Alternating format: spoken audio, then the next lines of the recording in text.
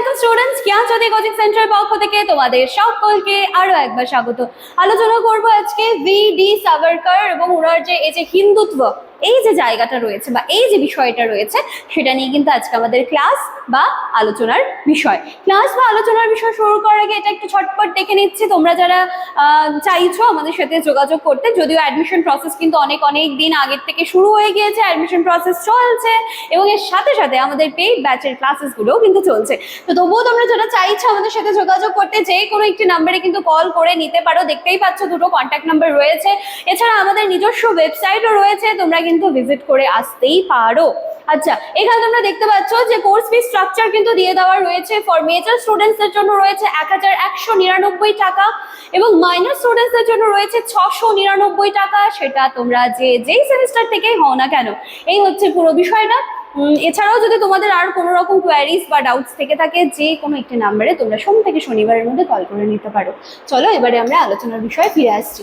তাহলে বিনায়ক দামোদর সাভারকর, ঠিক আছে, বিনায়ক দামোদর সাভারকর, দেখো জন্ম মৃত্যু এখানে দিয়ে দেওয়া রয়েছে। যিনি ছিলেন একজন বিপ্লবী রাজনৈতিক চিন্তাবিদ এবং হিন্দু জাতীয়তাবাদের প্রধান তাত্ত্বিক, ঠিক আছে। তার বিখ্যাত গ্রন্থ Hindutva, who is a Hindu, এটা কিন্তু প্রকাশিত হয় 1923-এ, ঠিক আছে।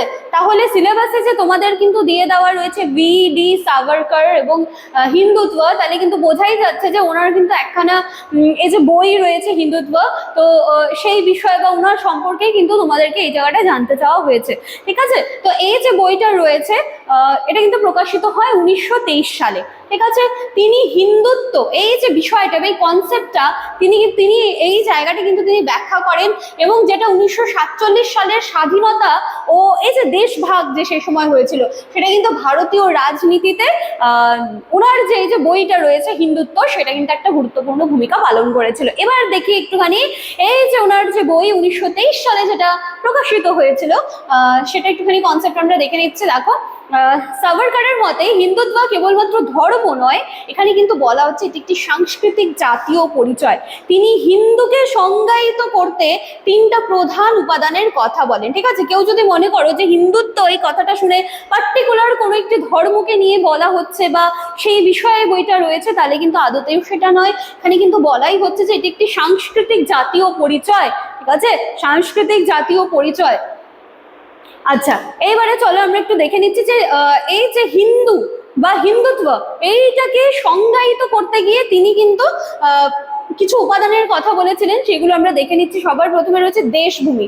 বলা হচ্ছে ভারত ভূমি যাদের পিতৃভূমি তারাই হচ্ছে কিন্তু হিন্দু, ঠিক আছে। আমরা যারা এখানে বসবাস করি, তো সেই বেসিসে বলা হচ্ছে যাদের পিতৃভূমি তারা সকলেই হিন্দু। আচ্ছা, জাতি, এবার জাতি বা রক্তসূত্রে বলা হচ্ছে যে এটি সাধারণ ঐতিহ্য এবং বংশগত সংযোগ, অর্থাৎ ঐতিহাসিকভাবে কিন্তু একটা জাতিগত শিকড়।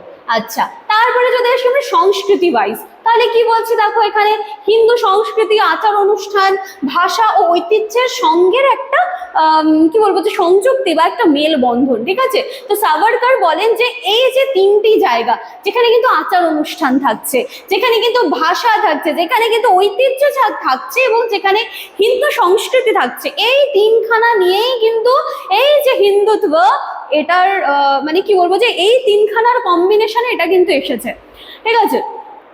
সাভারকর এই জায়গাটা দেখো ক্লিয়ারলি তিনি বলেছেন যে হিন্দুইজম বা হিন্দু ধর্ম এটি একটি ধর্মীয় ব্যবস্থা।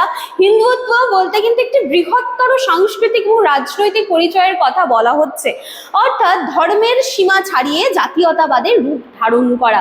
তো এই হচ্ছে কিন্তু পুরো বিষয়টা, ভালো করে কিন্তু এই জায়গাগুলো তোমরা দেখে যাবে। আচ্ছা, এবার আমরা একটুখানি প্রেক্ষাপট দেখে নিচ্ছি। বলছে ভারত স্বাধীনতার সময় সাভারকরের এই যে হিন্দুত্ব ধারণা, এটা কিন্তু বিশেষভাবে আলোচিত হয়। তিনি দেশভাগের ডেফিনেটলি বিরোধিতা করেছিলেন এবং অখণ্ড ভারত তিনি কিন্তু চাননি যে এভাবে দেশ বিভক্ত হয়ে যাক। তিনি কিন্তু চেয়েছিলেন যে সেটা যেন একসাথে জুড়ে থাকুক এবং অখণ্ড ভারত, এটাই যে কনসেপ্টটা, এইটার কিন্তু তিনি সমর্থন করেছিলেন। তার মতে ভারত একটি হিন্দু জাতিরাষ্ট্র হওয়া উচিত, যেখানে হিন্দু সংস্কৃতি প্রাধান্য পাবে।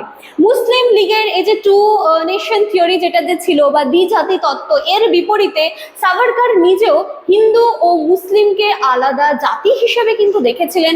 তবে তিনি এক রাষ্ট্রের সহাবস্থানের পক্ষে ছিলেন, মানে তিনি এই যে দুটো জাতিকে আলাদাভাবে দেখেছিলেন, কিন্তু তিনি কখনো চাননি যে এভাবে ভারত এভাবে মানে দুটো আলাদা আলাদা স্বাধীন দেশ বলো এটা তৈরি হোক, তিনি কিন্তু সেটা কখনো চাননি।